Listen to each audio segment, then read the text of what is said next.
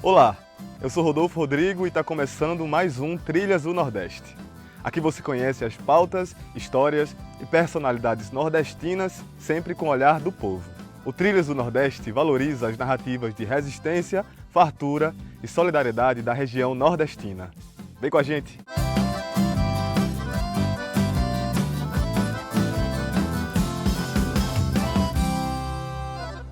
No sertão da gente, vamos até o Ceará falar de um projeto que tem ajudado na preservação de uma espécie de pássaro quase extinto, o periquito cara-suja. No território da solidariedade, vamos mostrar a luta do povo Caraxu-Uanaxu da aldeia Marataro-Caeté, na região metropolitana do Recife. No Aqui Pra Nós, a conversa é com o pernambucano Leandro Lopes, que é especialista em gestão pública e professor de Ciências Contábeis da Universidade Federal de Alagoas. E vai falar sobre a fase inicial do governo Raquel Lira em Pernambuco e as medidas para os próximos 4 anos. No Balaio Cultural, vamos falar de um projeto maranhense que propõe um mergulho na multiplicidade da cena artística local. É o Pré-Amar. E no Que Tu Indica, a sugestão é com o filósofo e teólogo Marcelo Barros. O periquito cara-suja é uma ave exclusivamente nordestina que já foi encontrada em muitos estados da nossa região. No entanto, devido à destruição de seu habitat e à captura ilegal de animais silvestres, atualmente ele está presente em apenas 3 pontos do estado do Ceará. E para preservar esse pequeno sobrevivente, o projeto Cara Suja tem auxiliado na instalação de caixas-ninho que são fundamentais para a reprodução da espécie. Confira na reportagem de Camila Lima.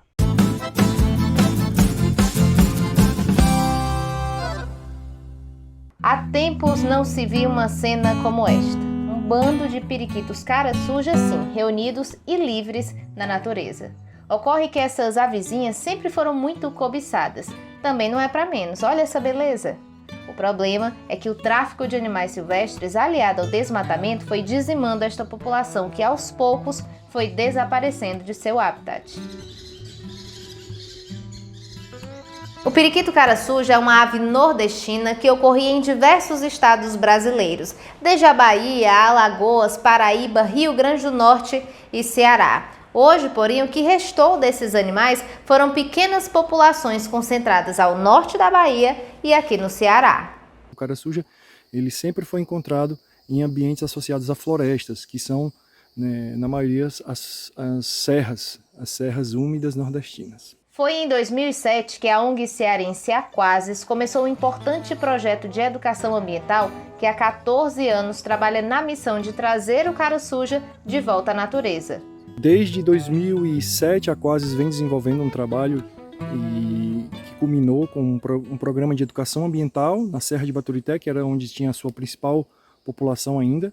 Em 2010, tinha lá menos de 100 indivíduos, né, estimado, e também um programa de caixas-ninho, de ninhos artificiais, que foi quando a espécie passou de um declínio acentuado para um crescimento nesta década que se passou agora. A caixa-ninho, idealizada e montada pela equipe do projeto Periquito Cara-Suja, imita as cavidades naturais dos troncos vegetais usados normalmente para a gestação dos ovos que vão dar os filhotes. E foi muito bem recebida pelas aves.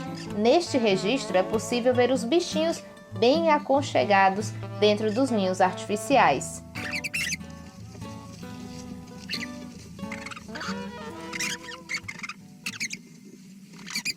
Após um intenso trabalho de recuperação da mata e de aumento populacional, o cantar da espécie voltou a ser ouvido novamente na região.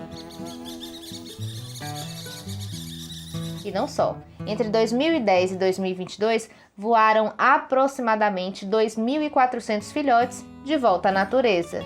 Um programa de caixa-ninho muito bem sucedido e que permitiu a espécie diminuir um grau de ameaça. Ela se encontrava criticamente ameaçada e aí foi para ela em perigo de extinção. O trabalho permitiu ainda ampliar os horizontes para esses bichinhos, levando a ave de volta para locais em que ela já estava extinta. E uma dessas áreas é a Serra da Aratanha, que é onde a gente está agora. A Serra da Aratanha ela fica localizada entre Fortaleza e a Serra de Baturité, então fica logisticamente muito próximo para a gente desenvolver esse trabalho.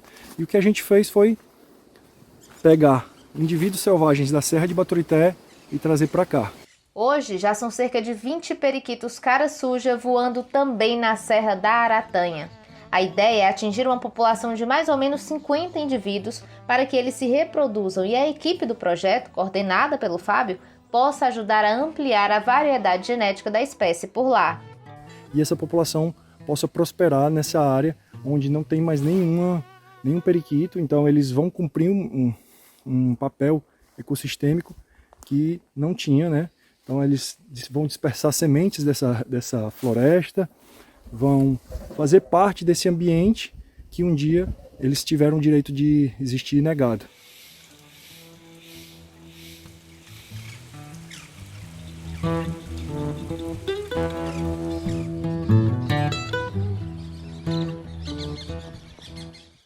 Recontar a história de ocupação territorial do Brasil, refazer fronteiras, demonstrar o fracasso da colonização e apontar para uma existência de um outro mundo possível, pautado pelo bem viver em terras de Abiá e Ala, são objetivos de representantes indígenas que se deslocaram de diversas localidades de Pernambuco rumo à região metropolitana, na busca de reconstruir uma comunidade. O povo indígena Caraxu-Wanaxu está realizando uma ocupação que poderá se tornar a aldeia Marataro-Caeté ainda este ano. Mais de 60 famílias indígenas estão resistindo e contando com a solidariedade. Quem conta pra gente é a repórter Lucila Bezerra.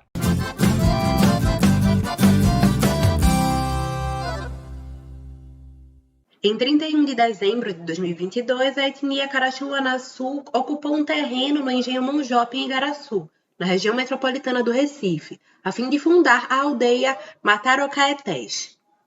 O povo é formado por pessoas de diferentes etnias, mas que têm uma coisa em comum: viviam em zonas urbanas e se uniram para fortalecer a cultura indígena, compartilhando saberes e tradições. A cacica Valquíria Quialonã destaca que, para eles, a ocupação é um processo de retomada da terra, que foi tirada dos povos originários desde a invasão portuguesa.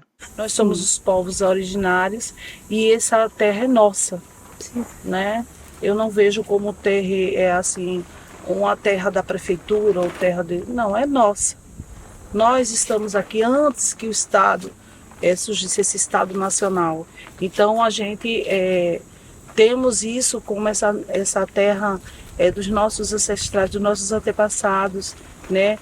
Cada parte dela é o sangue indígena que está e toda a nossa força, né?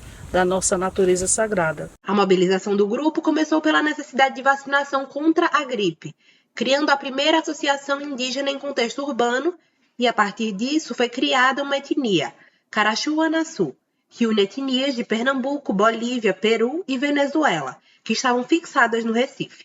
O pajé Juruna destaca que a criação da aldeia se deu pela necessidade do contato com a natureza e também para o reconhecimento deles mesmos enquanto indígenas. É por ser guardiões, né, da mãe natureza, né? Na cidade é muito complicado porque não podemos combater essa poluição do nosso rio Capibaribe sem a estrutura, né? Essa poluição sonora e esse tóxico que é jogado constantemente no nosso ar aí. A nossa caminhada começou a partir da influenza, né? Muitos parentes chegavam a nós, a eu e a cacica: Juruna, não quiseram nos vacinar não, nós somos indígenas, não quiseram. Aí começou esse mapeamento para vacinar lá no Distrito 1 de Recife, né? Conseguimos vacinar, mas quando chegou a pandemia, não quiseram mais vacinar, né? Falaram que a gente era descendente indígena e não indígena, só porque não tinha um território, né? Logo, a nossa guerreira Rubenita disse: então se é por falta de uma aldeia, vamos criar uma. A terra, que está registrada como propriedade da Prefeitura de Igaraçu, estaria abandonada até a ocupação.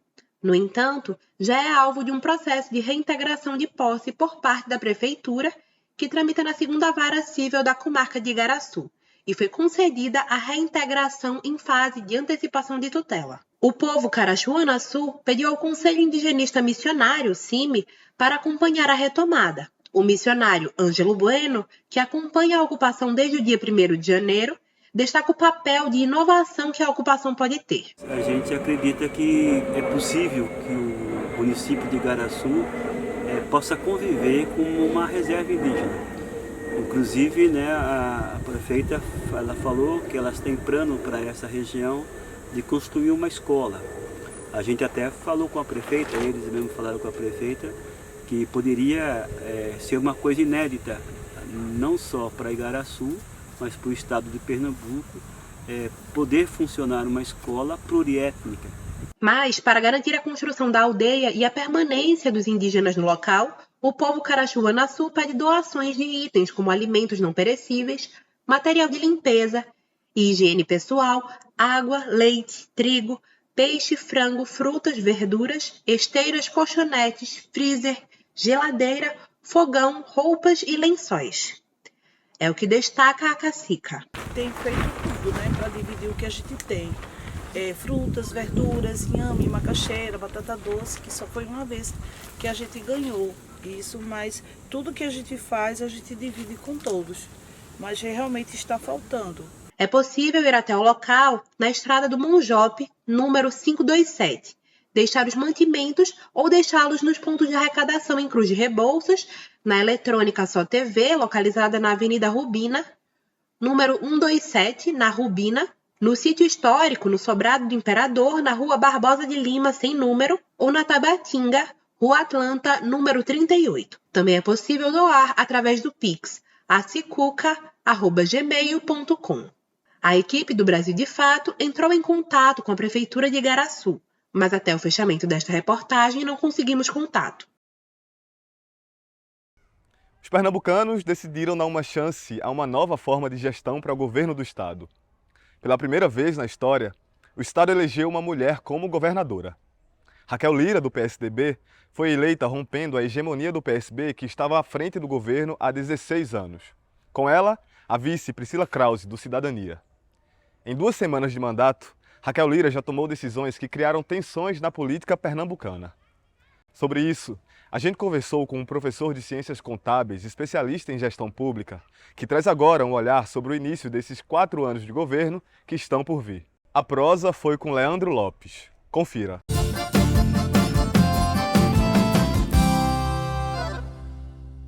Olá, estamos aqui com Leandro Lopes, que é professor de Ciências Contábeis da Universidade Federal de Alagoas e doutorando em Ciências Contábeis na UFPE, Universidade Federal de Pernambuco. Seja bem-vindo, Leandro. Muito obrigado, Rodolfo, pelo convite. Qual balanço é possível ser feito da primeira semana do governo da Raquel? O que a gente pode perceber é que, assim, há uma vontade grande de trabalhar, né, de assumir e tomar rédeas, né, da situação do governo do Estado.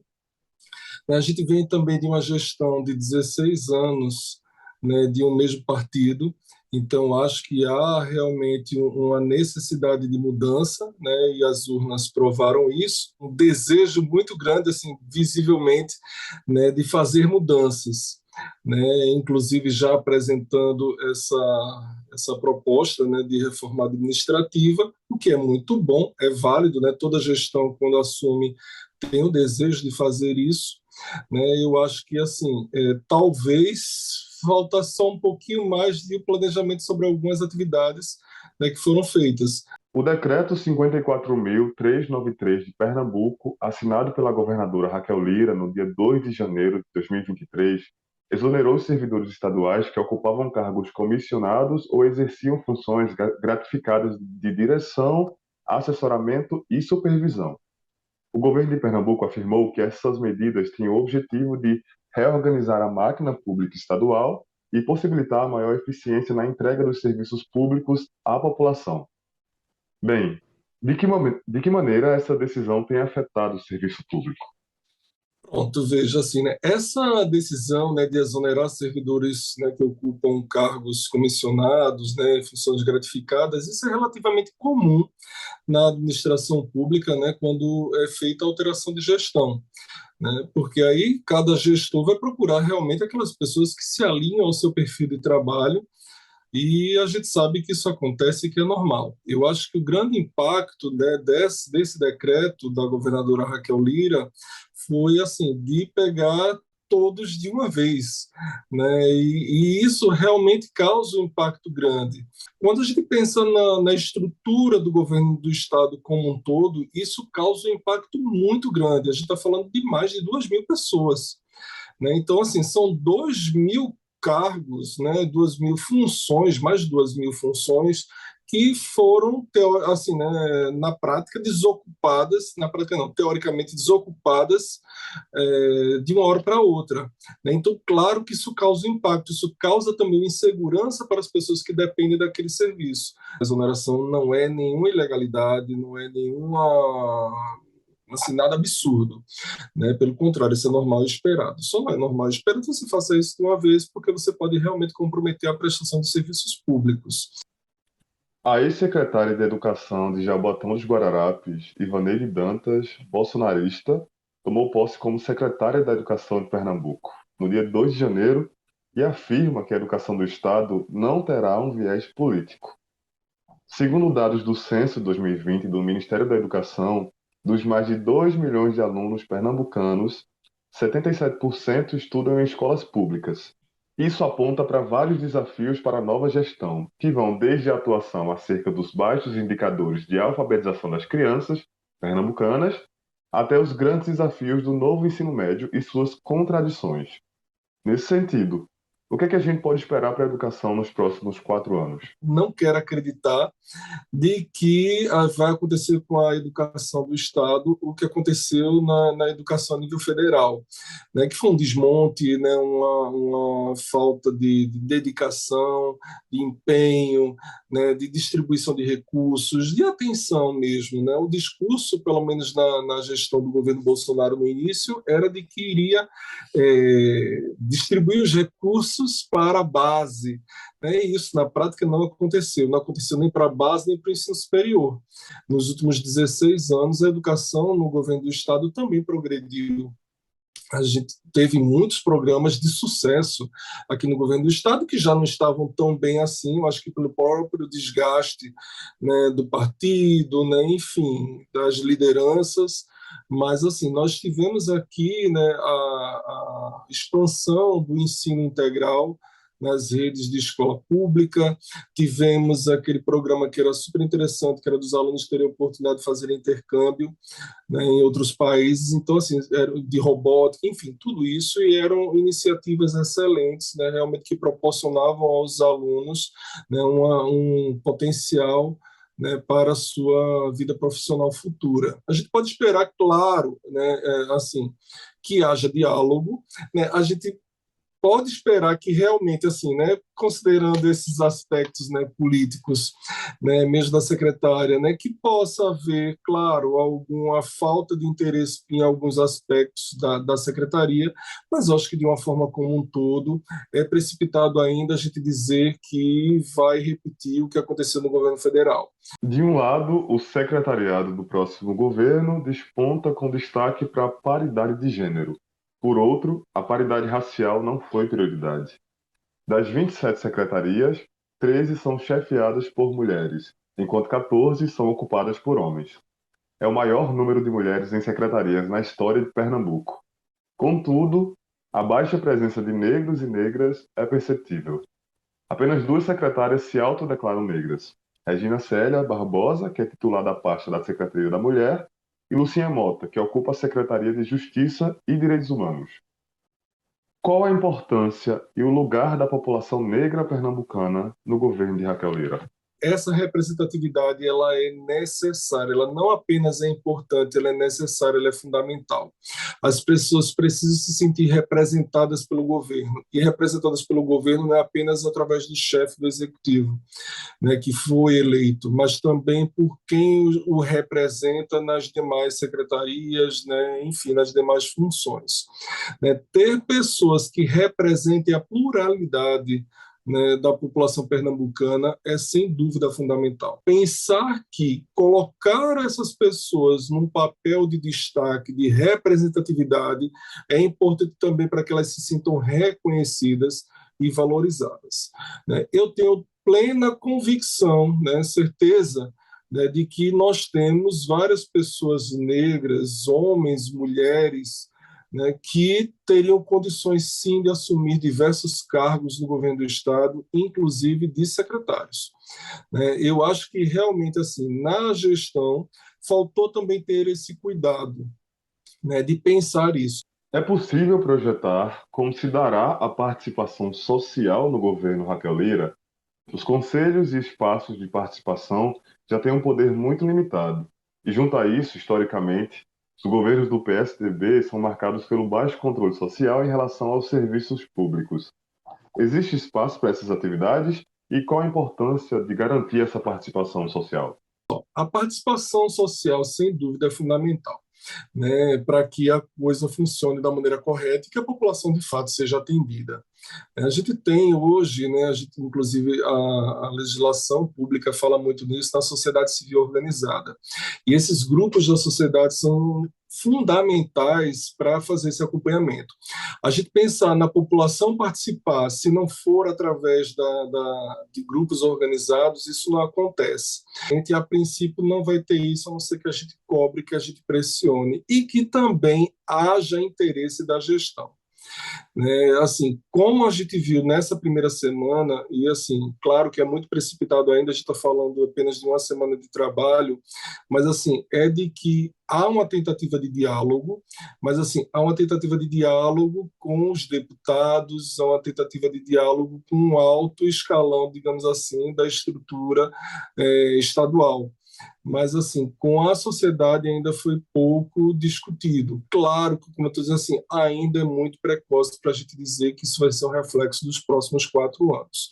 Mas, assim, a exemplo do que aconteceu com a exoneração, dos cargos comissionados e também com a decisão de resgatar os funcionários públicos cedidos para outros municípios, então a gente vê assim, não houve a preocupação de entender, de como é que essa população era atendida para poder fazer uma implementação dessa. A gente agradece a sua participação aqui no Trilhas do Nordeste, Leandro. Muito obrigado. Eu que agradeço a oportunidade de tratar aqui com vocês desses assuntos.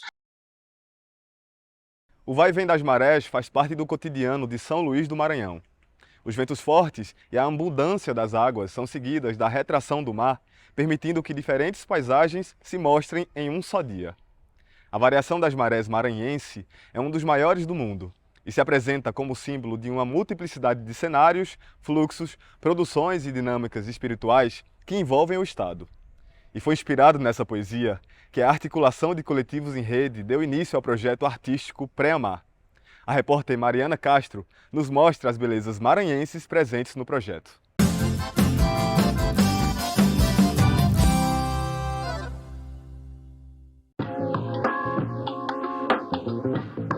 O projeto Pré-Amar foi criado em abril de 2022, a partir de uma articulação em rede de diversos artistas e coletivos, que buscam dar foco à produção de artes visuais no Maranhão.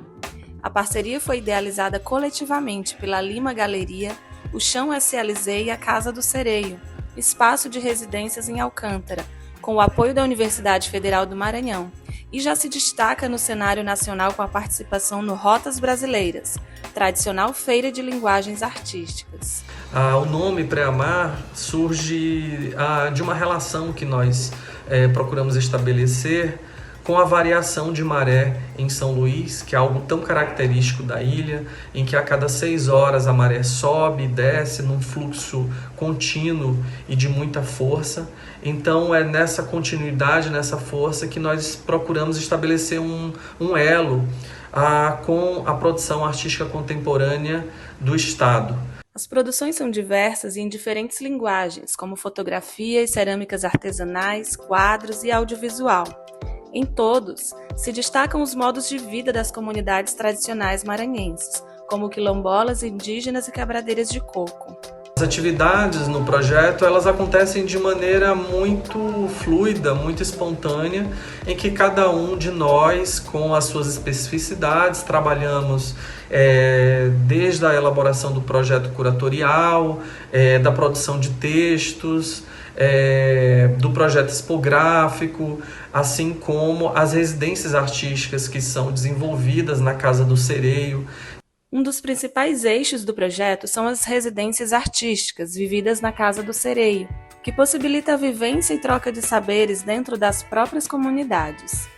A primeira experiência já resultou na parceria com artesãs ceramistas da comunidade quilombola de Itamatatiua, em Alcântara. Nessa comunidade tem artesãs que trabalham produzindo cerâmica e também produzindo objetos e visualidades próprias desse lugar. Nesse contexto, nós convidamos artistas contemporâneos como Silvana Mendes, Tarsila Custódios, o Marcos Ferreira, para dialogarem com essas artistas e criarem uma instalação em uma de nossas exposições. Esse foi um dos auges do projeto. A idealizadora e curadora do Preamar, Samantha Moreira, destaca que entre os desafios do projeto está a proporcionar novas possibilidades de interação e inserção dos públicos nas experimentações. O projeto segue em movimento constante de experiências, formação e já começa a levar as artes visuais maranhenses para além do estado. Como fazer com que esse público pudesse praticar novos espaços, novas trocas e novas possibilidades de convívio e processos formativos, né?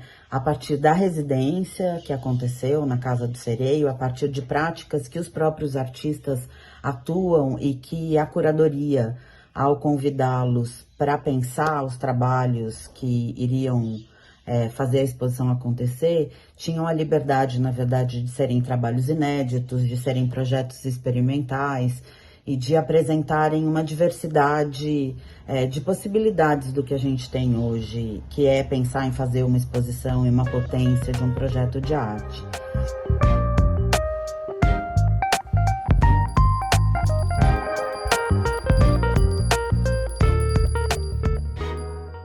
E no que tu indica, a sugestão é do monge beneditino, escritor e teólogo Marcelo Barros, que é natural de Camaragibe, em Pernambuco, e traz a indicação de 2 livros autorais. Confere aí.